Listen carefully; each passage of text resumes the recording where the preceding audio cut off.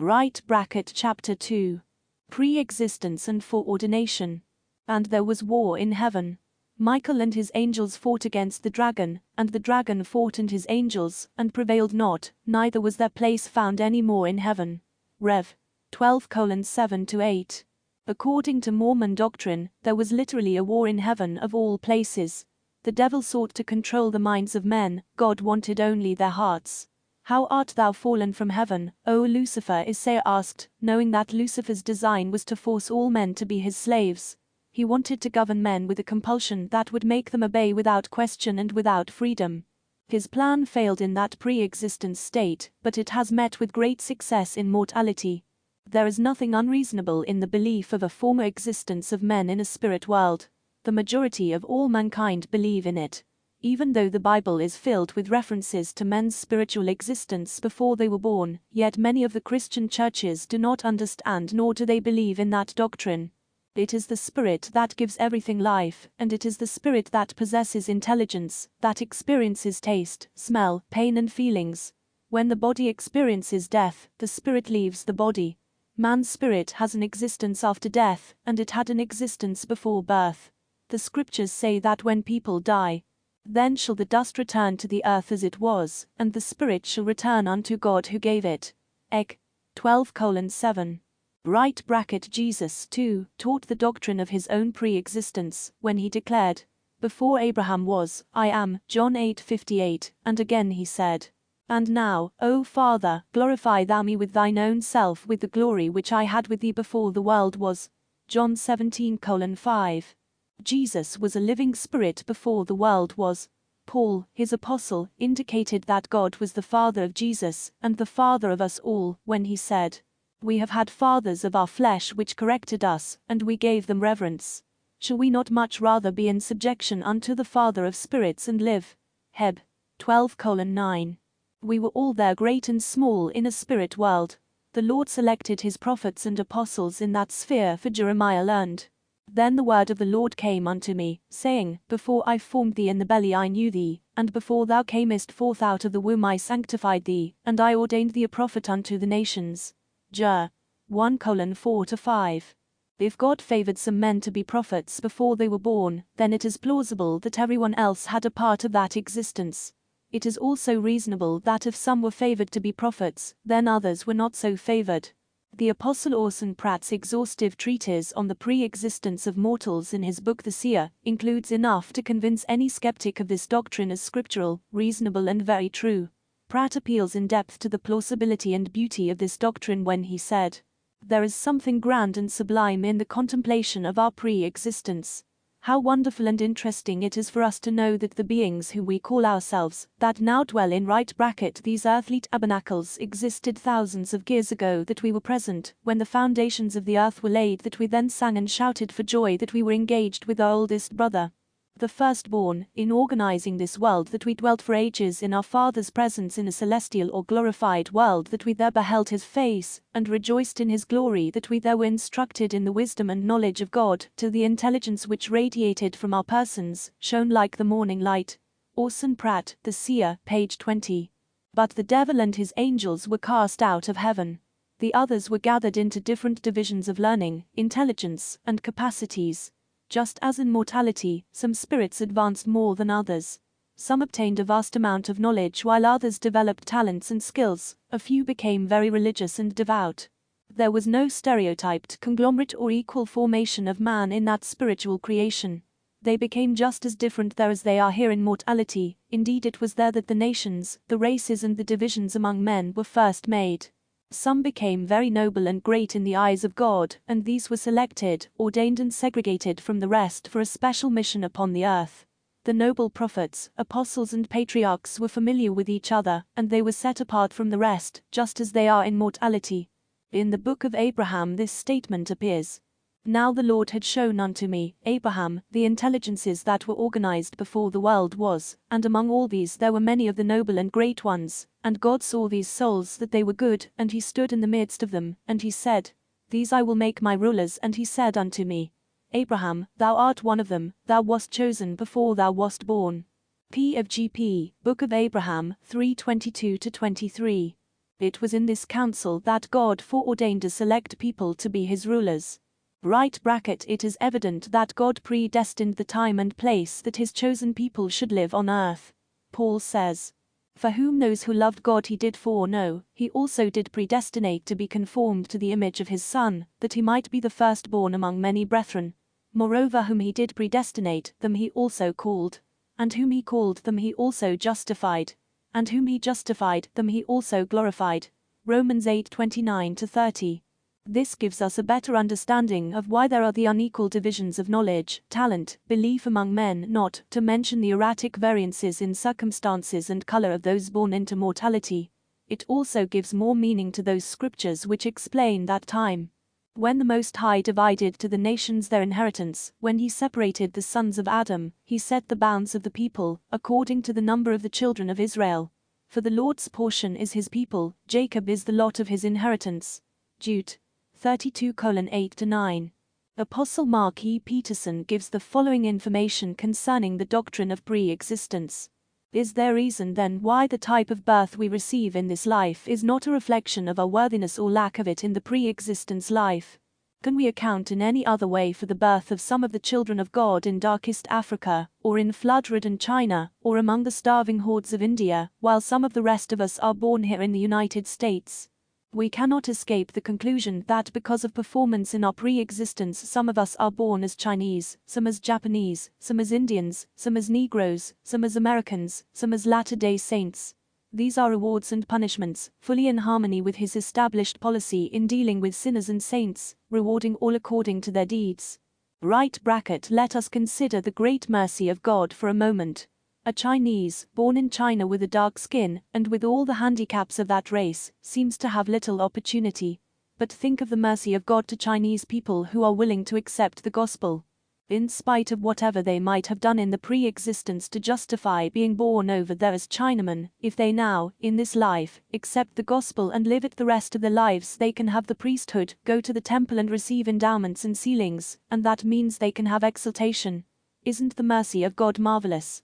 Race problems as they affect the church, addressed a convention of teachers of religion at BYU, by Mark E. Peterson, August 27, 1954. People often say that men are all created equal, but they are not born equal. There is no equality in men's intellect, attitudes, behaviors, looks, likes and dislikes, fingerprints, or voice. Indeed, the very character of every man is different from all others. A belief in man's pre-existence is the only justifiable reason for God to have men born under such unequal, unfair conditions. The divisions in the pre-existence were of such a magnitude that an actual war developed. In this war men proved their valiancy or cowardice, wickedness or nobility for God's plan of salvation. Historian B. H. Roberts made this statement. The contest was a severe one, and during its progress all degrees of integrity were manifest. Those who stood with Christ and the plan he favored for the salvation of man, formed one extreme, while those who stood with Lucifer and for the plan of salvation devised by him, which was destructive of man's agency, formed the other extreme. Between these two extremes every shade of faith, fullness and indifference was exhibited. Only those, however, who wickedly rebelled against God were adjudged to deserve banishment from heaven, and be come the devil and his angels. Others there were, who may not have rebelled against God, and yet were so indifferent in their support of the righteous cause of our Redeemer, that they forfeited certain privileges and powers granted to those who were more valiant for God and correct principles. We have, I think, a demonstration of this in the seed of Ham. I believe that race is the one through which it is ordained those spirits that were not valiant in the great rebellion in heaven should come, who through their indifference or lack of integrity to righteousness, rendered themselves unworthy of the priesthood and its powers, and hence it is withheld from them to this day. The contributor, Vol. 6:296-297. In the early days of the Church, an elder by the name of Messiah Hancock wrote a most interesting vision in his personal journal. In this vision he saw the pre-existence of man and wrote portions of it. He said that Lucifer had been with the Father for countless ages, and had been no dull scholar. Lucifer openly rebelled against the Father and the Son, and 6 other mighty ones who stood faithful with them and declared, "I will have it my way."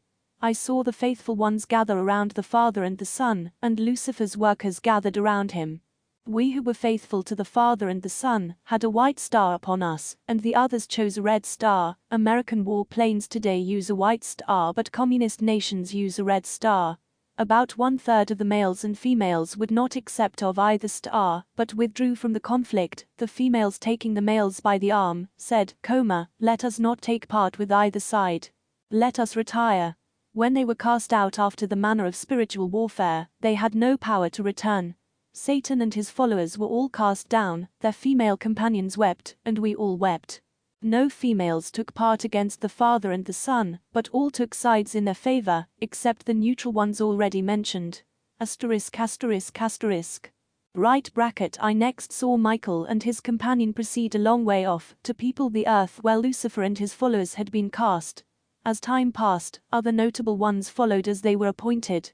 During all this time the classes met frequently, being taught by instructors appointed. Each member knew his or her own place, and took it each time, and the best of order prevailed. They were asked, first the males, and then the females behind them, will you obey the gospel of Jesus Christ, when you go to that earth? Some would answer, yes, but not all. What do you wish to be?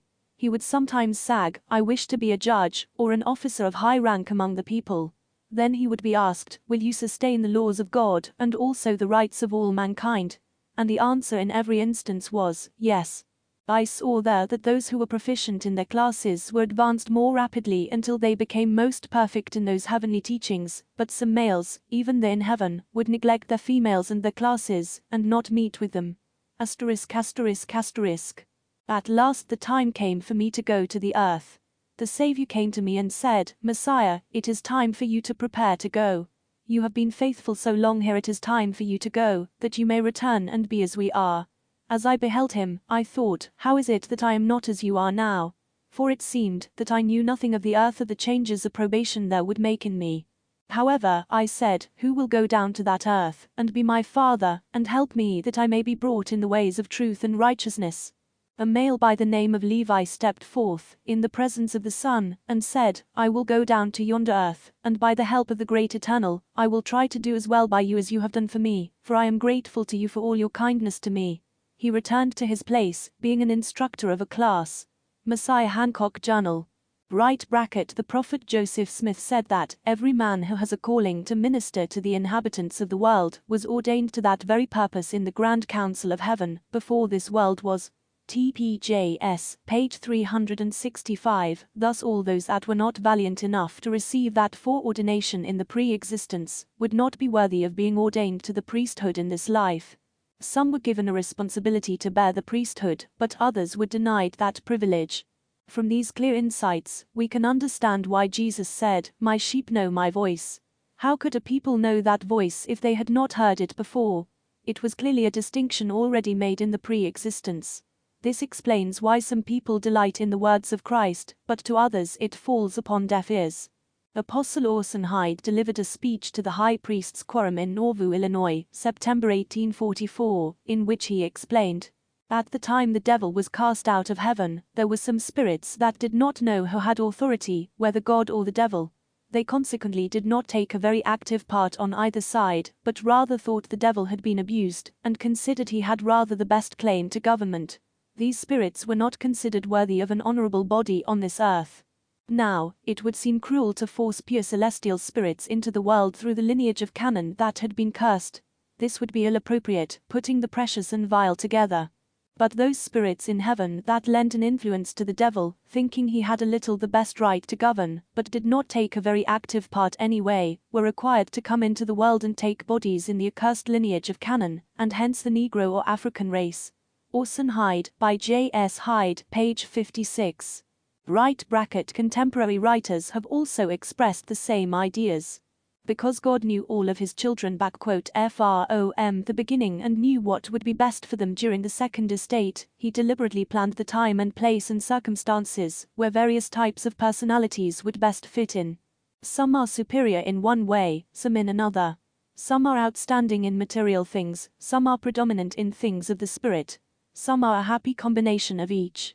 In planning the second estate, the Lord had to be sure that those personalities who were particularly suited to positions of righteous leadership should be sprinkled judiciously throughout all peoples in all ages, so as to promote the welfare of the whole human family. This power of leadership is God's priesthood. There was a certain group of spirits, however, who for some reason not yet revealed to us, were not to be given the powers of the priesthood during this life. This is the group of spirits who have come to the earth through the lineage of Cain. First 2000 Years, by Cleon Skousen, pages 121-22. There is a reason why one man is born black and with other disadvantages, while another is born white with great advantages. The reason is that we once had an estate before we came here, and were obedient, more or less, to the laws that were given us there. Doctrines of Salvation, by Joseph Field Smith, Vol. 1, page 61. This Negro, who, in the pre-existence lived the type of life which justified the Lord in sending him to the earth in the lineage of Cain with a black skin, and possibly being born in darkest Africa, if that Negro is willing when he hears the gospel to accept it, he may have many of the blessings of the gospel. In spite of all he did in the pre-existent life, the Lord is willing, if the Negro accepts the gospel with real, sincere faith, and is really converted, to give him the blessings of baptism and the gift of the Holy Ghost. If that Negro is faithful all his days, he can and will enter the celestial kingdom. He will go there as a servant, but he will get celestial glory. Race Problems, as they affect the church, address by Mark E. Peterson at the Convention of Teachers of Religion on the college level, Brigham Young University, Provo, Utah, August 27, 1954. Those who were less valiant in pre-existence and who thereby had certain spiritual restrictions imposed upon them during mortality, are known to us as the Negroes. Such spirits are sent to earth through the lineage of Cain, the mark put upon him for his rebellion against God. Mormon Doctrine, by Bruce R. McConkie, pages 476-77. Further insight to the reason that the priesthood has not been given to the Negro has been attributed to the teachings of Brigham Young, who in effect said, "The Negroes do not possess sufficient innate spiritual strength and capacity to endure the responsibility that always goes with the priesthood, and to successfully resist the powers of darkness that always oppose men who hold it, and that, were they to be clothed with it, evil agencies would harass and torment them, frighten them with spiritual manifestations from a wrong source, and so destroy their rest and peace, that the priesthood, instead of being a blessing to them, would either reverse." Liahona, The Elder's Journal, 5:1164. How else can we account for a God who is supposed to be fair and just, yet he sends his children to be born in such unequal circumstances?